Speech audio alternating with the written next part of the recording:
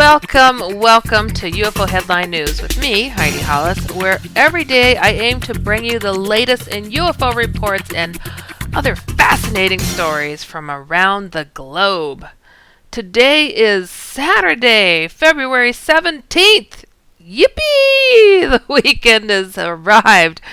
And on Fridays at 8 p.m. Central Standard Time, be sure to join me for my talk show, The Outlander, where I answer your emails, take your calls, and interview some intriguing guests.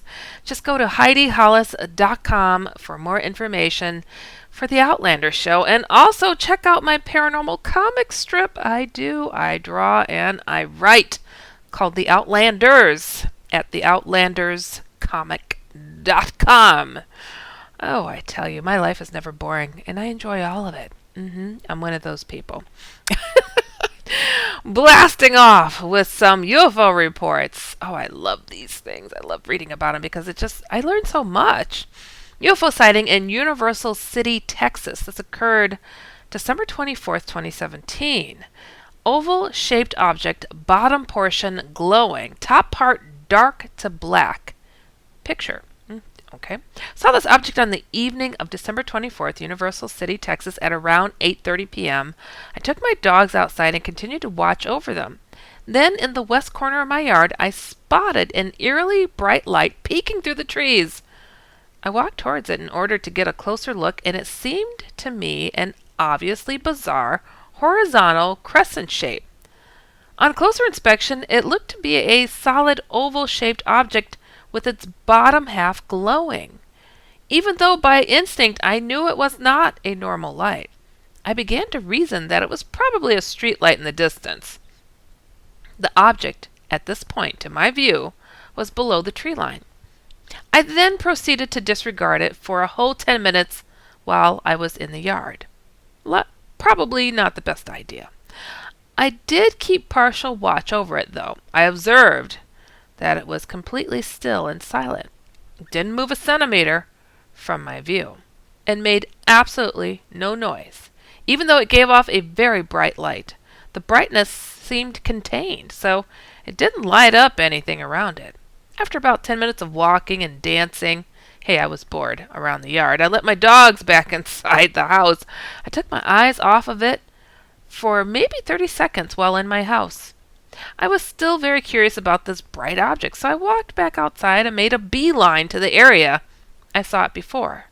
Right then, I saw something above me from the corner of my eye. I looked up, and while I wasn't looking at the object, had moved across half my yard and was now in the sky high up above the tree line.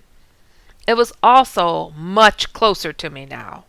It scared the hell out of me. Okay, we'll just say it. It was even then very still and emitted no noise. I pulled out my phone and took 2 pictures of it. Oh, you got some. The first turned out clear, but there seems to be another light in the picture. No idea what that is. Also, even though to my eye the illuminated part of the object appeared to be crescent-shaped, my phone picked it up to be a different shape. When I tried to take a second photo, the object on my screen turned to a full glowing circle. And then my whole phone screen lit up white. Wow, that photo came out black. I assumed it didn't want me to take pictures. And since I was also thoroughly freaked out and alone, I rushed back inside. I checked after 2 minutes to see if it was gone. It was. I had no idea how large the object was and had no reference points to gauge its distance from me. I think that was possibly watching me, since it only moved when I briefly went inside. Oh, that is so purposeful. How many times do we hear about this, guys, right? Right? Yeah, okay. All right, guess what? I want to click on this one because that just sounded too cool. So we're going to experience this together, and let's hope the pictures are there and that somebody did not remove them. Oh, there is a photo. There is a photo. Okay. This is raw happening right now as I'm pulling it. Oh, wow. You guys. And there is a second. Oh, and there is a second photo. It looks like a smashed face. I mean, like you can. There is a second light. I mean, not a second photo. Wow. Well, I could understand that this person was a little bit freaked. This is a cool photo. Oh, you guys gotta check that one out. The link, UFOheadlinenews.com. Whoa, okay, UFO sighting in Mount Pleasant, Pennsylvania in 2018. This occurred February 4th. I was looking out of the kitchen window when odd and extremely bright orbits appeared hovering. They were in a perfect alignment. While watching them, others appeared. I called for my wife. We went outside and watched them until they disappeared. My dog woke me up to go outside. This is a normal routine for him. I always look outside at the bird feeder to check for deer. This extremely bright orbit appeared. I thought at first it was a life flight helicopter. It didn't move. Then two other orbits appeared. They were in a perfect alignment with each other, straight up and down. They started to move as they were attached to each other. Huh. Then another identical line of orbits, 3 in each line, a total of 4 lines, evenly spaced. I ran out the back door calling for my wife. She joined me outside. I pointed. At the formation, we stood there and watched this formation travel from the southeast towards a northern track. It was like they were all connected. The spacing between each orbit and each line was evenly spaced. The middle orbit would just disappear. Then in a blink of an eye, they would be there. They suddenly turned to the northeast as a single unit. They traveled towards Kecksburg, Pennsylvania. Then in a single movement, each line suddenly disappeared as fast as they appeared. It was like watching Star Trek. My wife turned to me and said these words. I thought Ancient Aliens and Hangar 1 is a farce. We are not alone. They are real. We were barefooted and in our PJs standing on ice and didn't realize this. She stated, there is a reason people don't get these events on film. You don't think of it. You just stand there in amazement of it all. She doesn't want to talk about it or wants anybody to know about it. Say, oh gosh, we learn so much when people talk about it. If everybody spoke, we'd be singing in harmony. I saw it too. You saw it 3. I mean, really? Come on now. That's more common than not, really. Okay, UFO sighting in, oh gosh, what a name. Bellinzona, Ticino. Somewhere, I don't know. This occurred February 6, 2018, hovered at same place, then turned slightly to left, flew abruptly fast to south, hovered again, and descended unnaturally quick to a hill. After my dinner with my wife at home, I decided to take a short walk after eating for supporting my stomach's digestion. As I was almost done with my walk, about 200 meters away from my house, I decided to look into the sky to see if there were any stars visible. As it was already dark, I saw 4 lights in the sky at the very same spot, and everywhere else nothing than darkness. These 4 lights were forming a shape like the second-class star destroyers from Star Wars. Get out. Okay. 1 white light was on the nose of the spacecraft, 2 white lights on the end of the outer sides like wings, and 1 at the end. These lights were hovering for about 1 minute, but 2 of them became red during hovering. After all 4 lights started to move, the spacecraft, a bit to the left, after 1 light, after another, started to fly away quickly behind a mountain. Soon all 4 lights disappeared. I got goosebumps, as it seemed unnatural for me, and I couldn't hear any engine noise at all.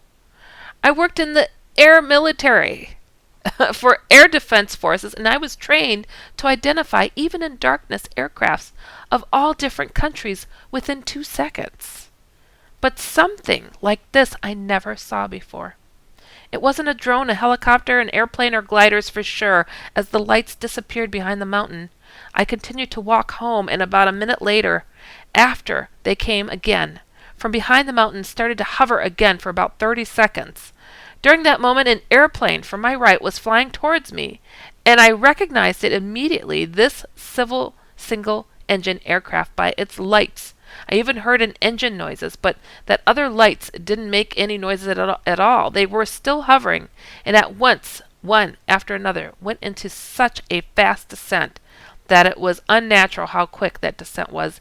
Even a falling stone from the sky would fall slower. I couldn't see it landing because during those approach the lights went down behind some high buildings and I couldn't follow them. I was staying there and waiting if the lights would come again, but I didn't see them anymore. I also checked the next military airport tower. I listened to the radio to see if there is any radio communications from pilots around the airport, but frequency was all evening completely noiseless. I asked myself if I'm crazy because of what I've witnessed, but I'm 100% sure that what I saw can't be just imagination. It was real, and I have no explanation at all. Wow. That's from somebody who could recognize anything in 2 seconds from any country. That should tell you something, right? Black Triangle sighting in Hamilton, Montana. This is a UFO blast from the past. This occurred March 31st, 2002. Undefined object passed slowly overhead with no environmental impact. I am an 80-year-old currently who was about 70 at the time, experienced in close association with both recep and jet aircraft. My property has both residence and shop with computer in shop. When unable to sleep due to neuropathy, would go out to shop to use computer. Distance between the two approximately 35 yards on level area. House oriented east and west for solar gain, and shop is north and south of necessity. Relevance will become apparent. All senses fully functional and drug-free. This is cute. No glasses required for distance vision. Oh, you're lucky. I was raised on a military installation that developed guided missiles and rockets and am comfortable and familiar with that environment. The few people I related this to gave me that look. So I just stopped saying anything to anyone. My spouse believed me. She is now deceased. It is my desire to have this event reported somewhere that it will be a lasting matter of record. So, right or wrong, it is being left with you.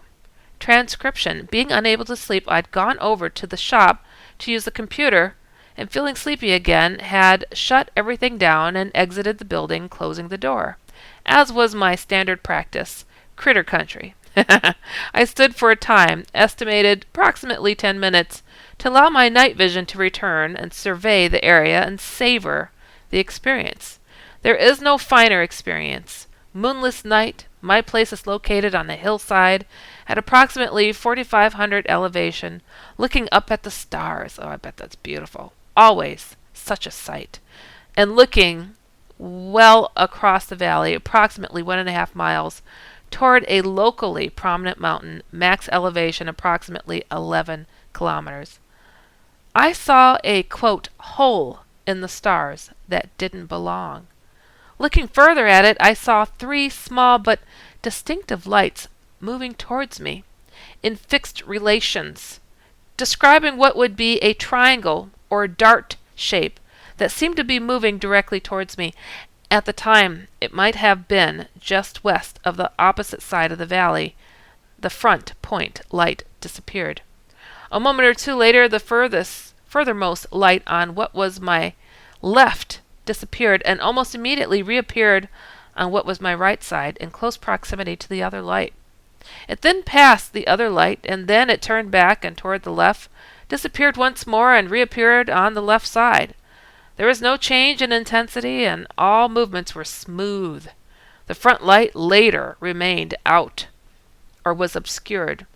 As it moved towards me, the distance between the rear lights increased for a short time, and then disappeared. Narrative incomplete. Wow. Well, all right. That was interesting. Okay. Next, UFO sighting. I cannot pronounce this. What is this? And it's in Idaho? Coeur d'Alene. There's an apostrophe and stuff. So Coeur d'Alene? Idaho. What a matchup! And what a team, Mike. Metro PCS and the iPhone SE for $0 on a network that covers 99% of people in the U.S. Oh, impressive. Play with the best. Switch to Metro PCS on an unlimited LTE plan and get a 32-gig iPhone SE for $0. Metro PCS. Coverage not available in some areas, plus sales tax. Claim based on talk and text. Not valid for active numbers currently on the T-Mobile network or active on Metro PCS in the past 90 days. See store for details and terms and conditions. This occurred way back when, October 17th, 1978. October. Okay. Object raises vertically from underwater, zips off horizontally. Okay. On the October evening, and just after dinner, my wife and I stood on second floor porch of a house my parents owned, and we were looking out west over Coeur d'Arlene Lake. After a while, we noticed a spot on the lake that was glowing underwater. Then, an oval, glowing, greenish, white object rose out of the water, and water ran off the sides briefly, and the object rose vertically and very slowly, and at a height above the lake of maybe a half-mile. It stopped briefly, and while watching it, there was suddenly a white, solid, tapering line horizontally from the point the object stopped to the horizon in the northwest. The object apparently moved so fast that it looked like a very straight, white lightning bolt. We were both so shocked that we said, "Did you see that?" and agreed, "Yes." We never talked about it again for many years. It seemed so unreal, yet so vividly real, that images in my mind are as clear as if it happened today. The image in my mind is a lot more convincing that 90% of the questionable snapshots or videos I have ever seen on TV, in books, or on the internet. The date of this event is approximate, as at this time I distinctly remember it was mid-October. The time was just after sunset, so I don't know the exact time, 40 years later. How amazing is that? That's a mind-blowing one. Wow. All right, this next one, UFO sighting in Ajax, Ontario. This occurred February 5th, 2018. Large glowing orange orb observed going west to east along northern shore of Lake Ontario. I live in Ajax, Ontario, just west of Harwood, about a quarter mile from north shore of Lake Ontario. Last night at about 7:35 p.m., I was looking south out my backyard patio door when I saw a large orange orb approaching slowly from the south-southwest. This area is in the flight path of Toronto's Pearson Airport, which is about 35 kilometers west of Ajax, and I'm very familiar with the air traffic in the area, which typically moves west to east, takeoff, or vice versa, landing. There were no flashing navigation lights, and the object was about the size of a penny held at arm's length, with its luminosity remaining bright but constant throughout the sighting. It approached slowing from south from over Lake Ontario to the northerly direction under the cloud cover at an altitude of about 500 to 1,000 feet. I brought the object to my wife's attention, and we watched the object as it changed direction slightly and proceeded at about the same altitude and speed following the lake shore, moving west to east. I asked my wife for her cell phone so I could take pictures, and by the time she had given me the phone, the object had moved west about a kilometer or two along the shoreline until it disappeared beyond my line of sight. Wow, that's unbelievable. All right, this next one, UFO sighting in Bayfield, Wisconsin. This occurred February 5th, 2018. 2 objects hovering. One to the right was all red, lights 7. The other white, blue, green, yellow. One with red lights moved east, then disappeared. Whew. 2 objects hovering. One to the right was all red lights. Oh, they're just repeating. One, okay, is there something else? Then disappeared. The multicolored one hovered for about 45 minutes, then disappeared also. It was approximately a mile out over the Lake Superior, between Bass Island and Madeline Island. Okay. Next UFO sighting in Jacksonville, Florida. This occurred February 6, 2018. My son noticed this white object flying above us on the way to school this morning. On the way walking my son to school this morning, he pointed out a slow-moving white object flying above us, heading north from our direction. I thought it looked odd compared to the planes I see on a daily basis in the area, so I picked up my phone and started recording it. I recorded only a short time, then had to get my son to school, and the object went behind the trees and couldn't see it after that. I can't figure out how to send the movie on here from my phone, so I will have to send it to the MUFON email address. That's pretty cool, huh? A lot of neat sightings people are taking in these days, I tell you. All right, now on to one of my favorite things is to talk about paranormal points. Very, very, very cool and freaky personal paranormal stories that people are experiencing. I do not read this stuff in advance, but I'm often finding some really cool stories. All right, this one is called Sleep Paralysis Progression. My mouth. Never mind. Since the summer of 2015, I was kindly reminded to the messed up situations I experienced. This person that experienced this is describing, after digging around, I found out I suffer from sleep paralysis. Though science can explain most of the physical symptoms through the blocking of the motion center of the brain, so you don't jump out of the window or do some other crazy stuff as you're dreaming. The brain knocks out all movement in favor of you being safe. You, meanwhile, experience this as a pressure on the chest, heaviness, and often a sense of evil in the room. Supposedly because your brain is switching between REM sleep and waking up and your body hasn't read the memo yet. It leaves you paralyzed. While it's comfortable to explain away the boogeyman, literally, amen. That's how I feel. When you suffer from sleep paralysis, it's a whole other story. Maybe it's the not being able to move part, leaving you helpless, that makes these nightmares hit home so hard. The weird ohmometer really peaks when you wake up carrying actual marks from injuries you receive in a so-called dream. This is the second time that I received actual damage during one of these sleep paralyses, and this is what makes it more difficult to rationalize. The first injury I received while being stabbed in the shoulder by a fanged shadow. Now, shadow people, this is funny, I named shadow people if you guys don't know that. Shadow people appear to be a common occurrence in sleep paralysis. That injury is healing and only hurts when I'm feeling low. After that dream, I started training to learn to control my dreams and wake up when I want to. This actually worked out pretty well. I only had a handful of episodes, and being in control of my dream actually made it pretty fun to beat the living snot out of the nightmares. I used to do that too. Occasionally one nightmare sneaked through, but I didn't have the feeling the wheels were coming off anymore. Learning to control the dreams was actually really fun. Going completely Neo on your own nightmares is pretty awesome. Isn't that the truth? You guys, you know where Neo comes from, right? Okay.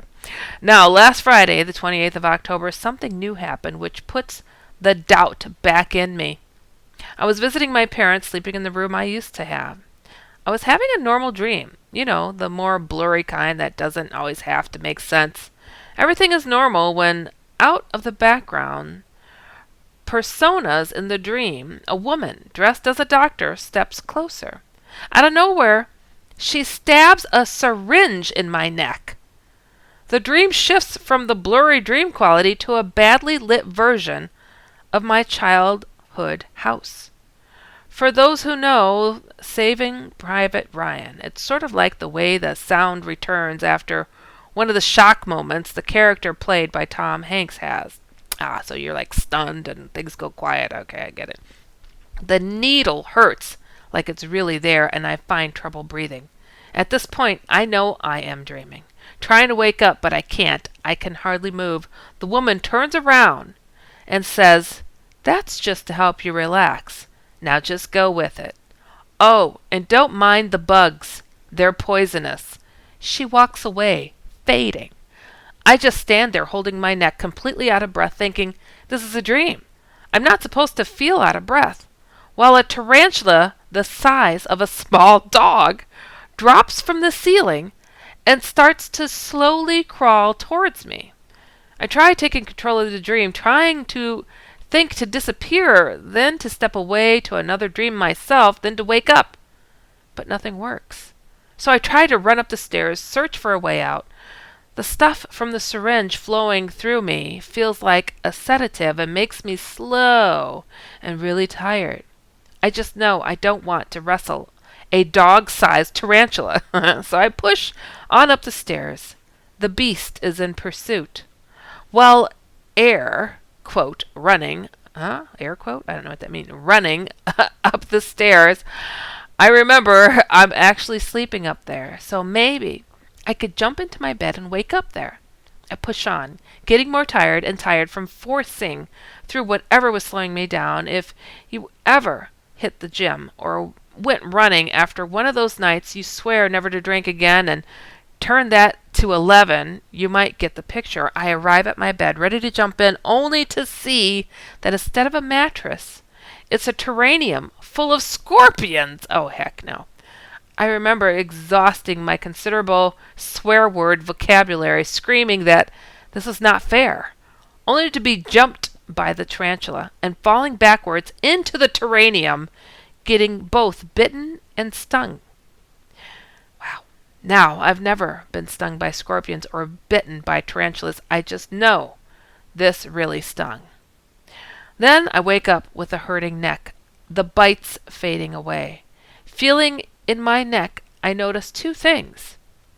It still hurts, even now, 5 days later. There's a small knob deep under the skin of my neck on top of the muscle tissue. Though the knob disappeared after 2 days, the hurting hasn't. And if you should ever wake from a dream that actually hurt and continues hurting after waking up and you know it's deeply disturbing, now I know most people might not believe this or put it on the mind makes it real. But if there is no spoon, why does my neck still hurt? Yep. I call those waking dreams, where they just seem so real it's hard to believe that it didn't happen.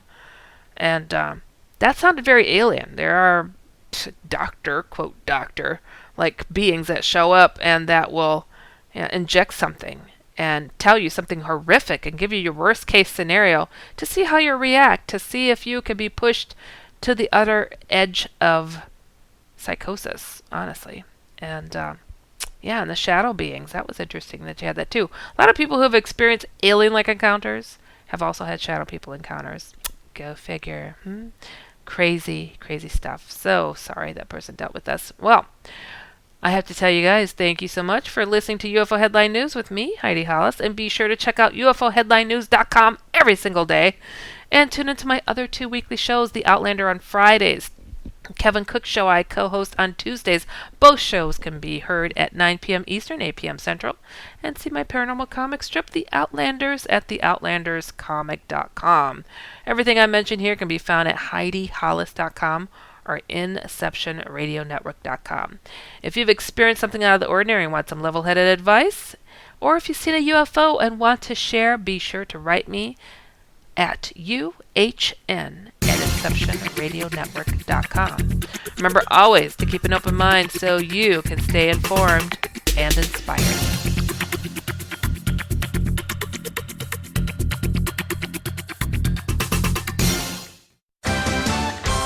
What a matchup! And what a team, Mike. Metro PCS and the iPhone SE for $0 on a network that covers 99% of people in the U.S. Oh, impressive. Play with the best. Switch to Metro PCS on an unlimited LTE plan and get a 32-gig iPhone SE for $0. Metro PCS. Coverage not available in some areas, plus sales tax. Claim based on talk and text. Not valid for active numbers currently on the T-Mobile network or active on Metro PCS in the past 90 days. See store for details.